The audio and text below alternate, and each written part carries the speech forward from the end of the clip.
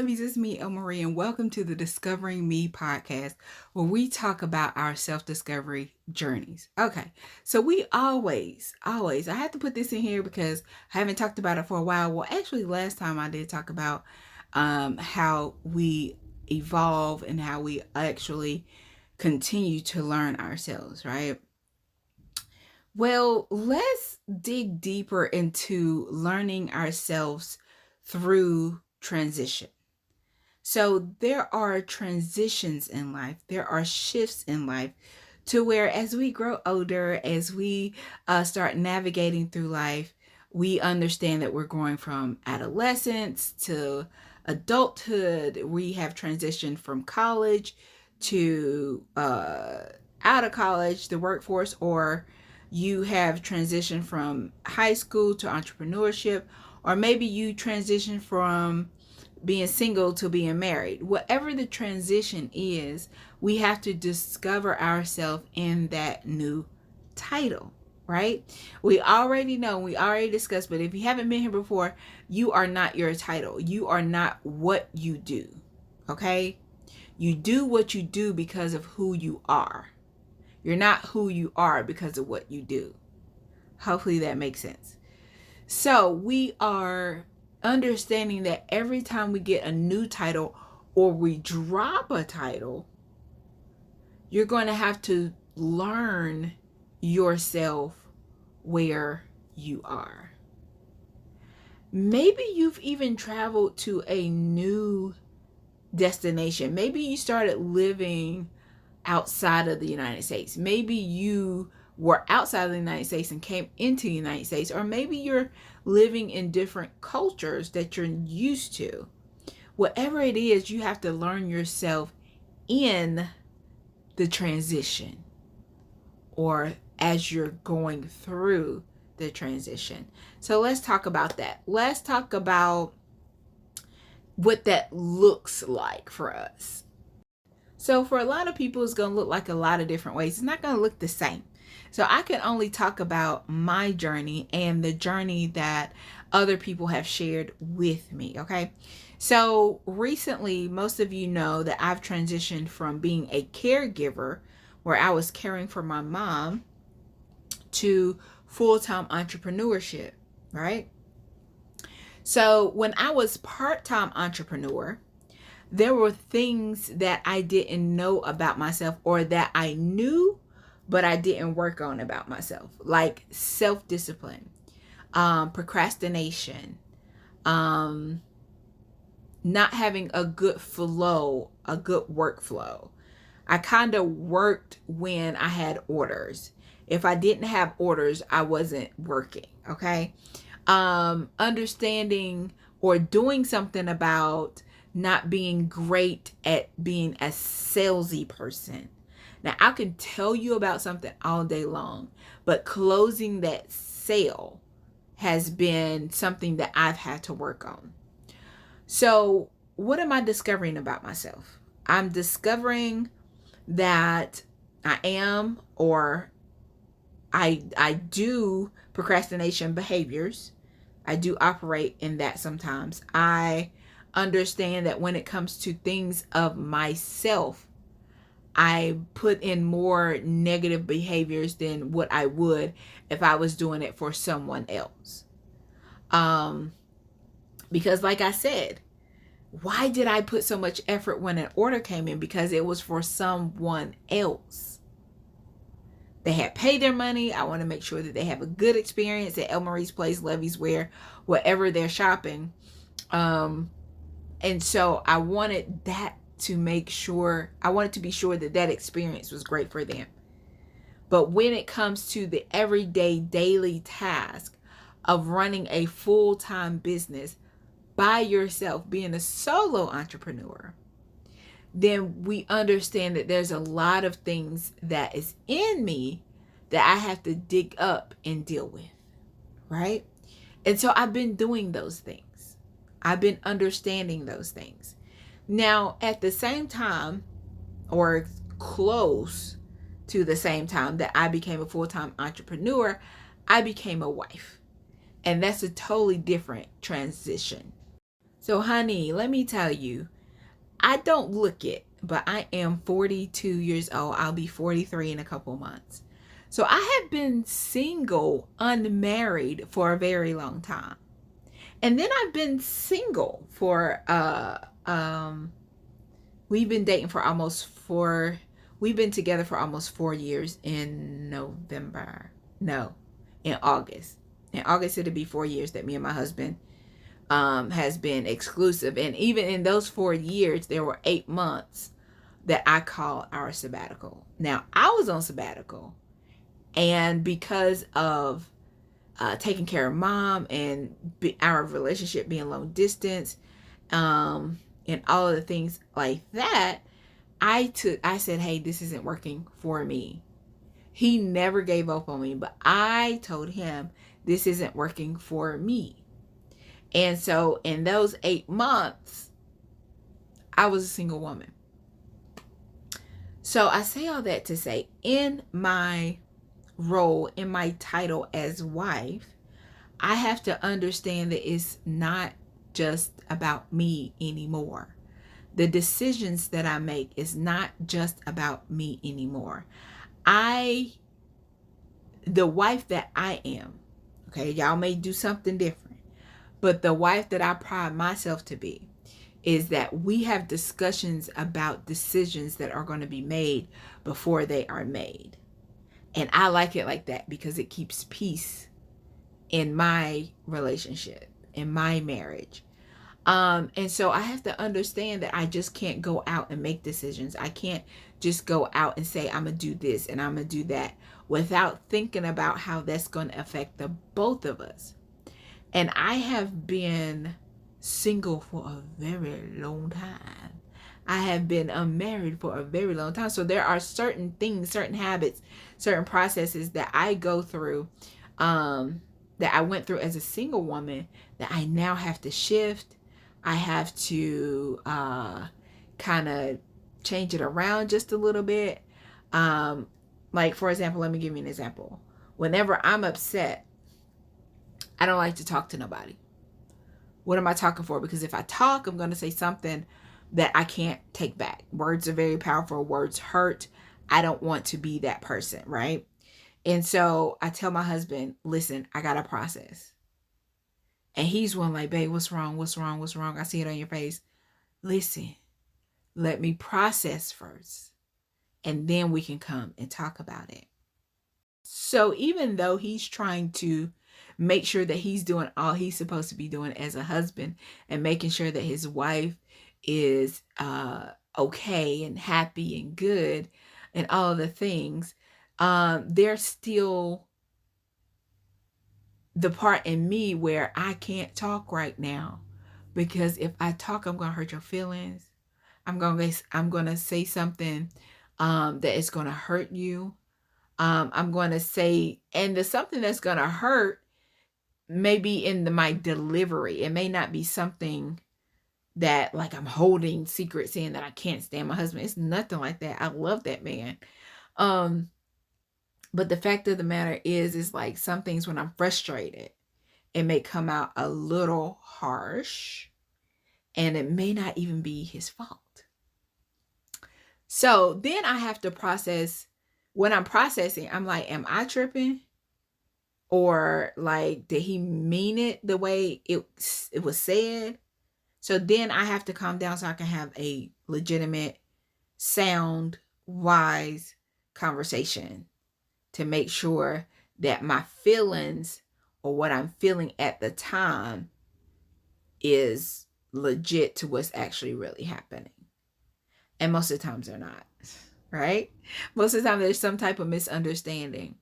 But if I didn't know myself, if I didn't know how I process through my emotions, I could not communicate that to him. I could not articulate that to him to where he understood that, hey, my wife needs time. Hey, my wife needs space. It's not that we're broken up. And no, we don't live in the same household right now because he's still in his country and we're going through the process of bringing him to America.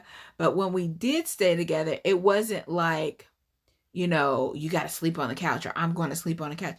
It was nothing like that. It was just like, give me a moment, let me breathe, and then we'll come back. Okay. And that's how it was. And it works for us. It works for us. So I'm discovering all those things. Like, I'm the sweetest person, but I can say some mean things. And I already knew that about myself. When I'm angry, I can say some mean things because I'm very sarcastic, and that sarcasm can come out really hurtful if I am not careful, if I'm not mindful of what I'm saying and how I'm saying it. So I've already discovered that in me. So I had to transition that over to being a wife. And what did that look like? And how did that change? And how is that different from when I was single? So there are a lot of things in the title of being a wife that I'm discovering about myself. Some things I need to work on, and some things I just need to let be because they're good things. The nurturing part of me works for him. Not saying that he was unmothered or undermothered, because his mother was amazing to him, but because she was so amazing, and that she passed away, he still looks for that nurturing part because she gave him so much of that growing up. And so he loves that. And so that part of me that I already know that I utilize that in our marriage. I utilize it, and it makes our bond stronger. I utilize it, and I bring more peace into the home or into our marriage. And so those are things. So everything that you discover is not a negative thing. Okay? No. There are treasures deep inside of us that we may have put trash on, trauma trash. We may have put relationship trash. We may have put low self-esteem trash. All those things, and it kept getting deeper and deeper inside of us. And that's what self-discovery is about. Digging through the trash, throwing the trash away. Let's not dig in it and just push it to the side because it's going to come back. Let's throw it away. What does that look like? It looks like being aware that it's there. It looks like acknowledging that, yes, this is trash. And then it looks like saying to yourself, yes, this needs to go. And then it looks like making a process of how to eliminate the trash for good. And then it looks like, so now that the trash is gone, what do I do? How do I make this beautiful? How do I get down to the treasures? Because I don't have far to dig anymore. So let me not just throw away the trash and not find the treasure, and just live this stagnated life, but let me throw away the trash, dig, do the life work, find the treasure, and say, hey, how does this work in my life? The treasures that God has inside of me, how does this work in my life? What am I supposed to do with this? This is beautiful. How am I supposed to utilize it in my authentic self? What does that look like? How does this help? How can I make the best use of this treasure that I have found? So let's just shift into that vein right now. Let's just shift into how we can utilize the treasures that we find on our self-discovery journey. Because sometimes we find good treasures, beautiful things, beautiful characteristics, beautiful attributes that make us who we are, but sometimes we don't know how to utilize them, how to use them to move our lives forward, how to use them to help somebody else, how to use them to make our vision come a reality, how to use them to complete our tasks and assignments. So the biggest treasure that I feel like I have is nurturing. And within that nurturing box, or in that nurturing area, there's teaching, there's loving, there's kindness, there's patience, there's understanding, there's wisdom. So how can I use the big ball of nurturing that has all of these wonderful jewels inside of it? How can I utilize all of those aspects of nurturing to make sure that I'm fulfilling assignments in my life? And I do that in so many ways. Okay, so this past weekend, I was at my goddaughter's house, and I told her that I would start being a bigger part of her support system, her support circle, and helping her with the children and helping her get rest, because she works third shift, she goes to school. So the schedules don't match all the time, to make sure that she has all that she needs, and that the kids have all that they need. And she has support, good support system. But I'm just coming back in as the nurturing part, as the teaching part, as being a mother, and showing what that looks like, and actually putting that mothering jewel and treasure with or over her children, to where she feels great enough to be rested, to get rest. And she knows that even for these couple hours, even for this day, my kids are being well taken care of in a mothering aspect, right? Because she has some wonderful men in her life, in her home, that helps her. But men cannot be mothers. Women cannot be fathers. I said what I said. Period. I don't care how you look at it. I don't care how you slice. It's the truth. Women cannot be fathers. Men cannot be mothers. Period. We were not constructed that way. Okay? So anyway, so I utilized that part of me. And when I volunteered to do that, all of those parts started. I utilized everything that day. I utilized teaching. I utilized kindness. I utilized that nurturing part, that one of her sons were having a hard time. He got emotional. We talked it out. He still felt some type of way, so he still had to process through it. But it wasn't tears and, crying at a certain point. We were able to work our way through it. And then we were able to work our way through disobedience. Not saying that they're never going to be disobedient again, but I like to know why, their thought process behind why they keep asking mom for things over and over again when she keeps saying no. So when I asked her son that, I said, why do you keep asking mommy over and over again when she tells you no? Why do we have to keep going through that? And he looked at me like he was going to get in trouble. And I said, you're not getting in trouble. I'm not asking you this to get you in trouble. But what I am asking you is because I really, really want to know. And he looked at me and I said, okay, let me help you. I said, does that work sometimes when you keep asking mommy, asking mommy? Can you do something? She keeps saying no over again. You keep asking. Does it work? Does she sometimes say yes if you keep asking? And he smiled and nodded his head.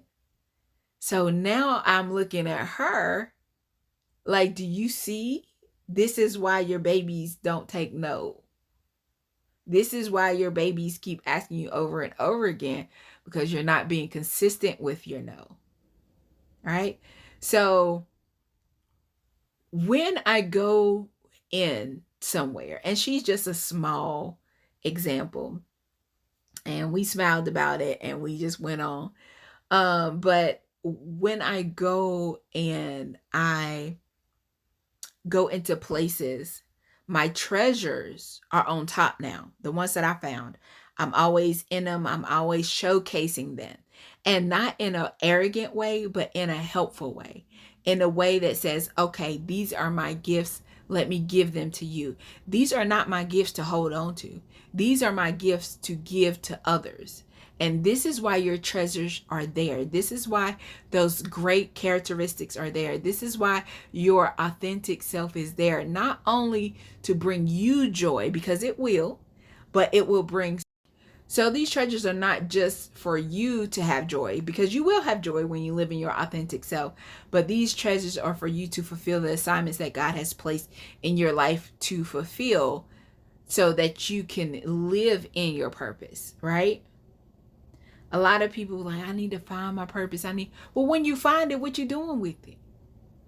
Are you utilizing the treasures that you discovered within yourself to fulfill those assignments, to live in your purpose, to navigate in your purpose, to function in your purpose?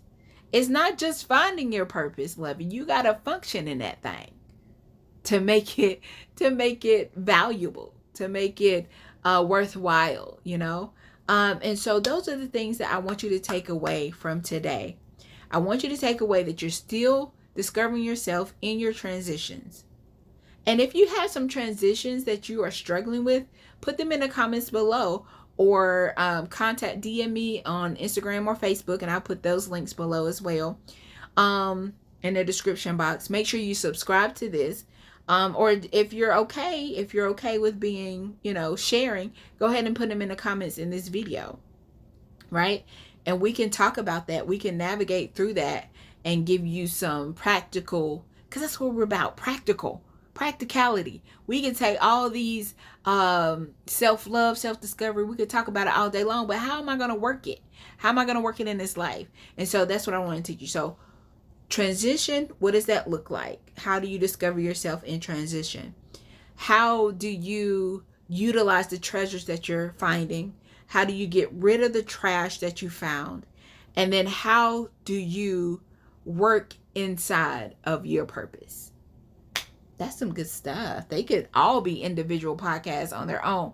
But let me know if any of that resonates with you. So in the description box, you're going to see the book, the ebook, Discover Me ebook. It's going to help you out a whole lot. Go ahead, purchase that. It's $5, less than a coffee for some of you guys.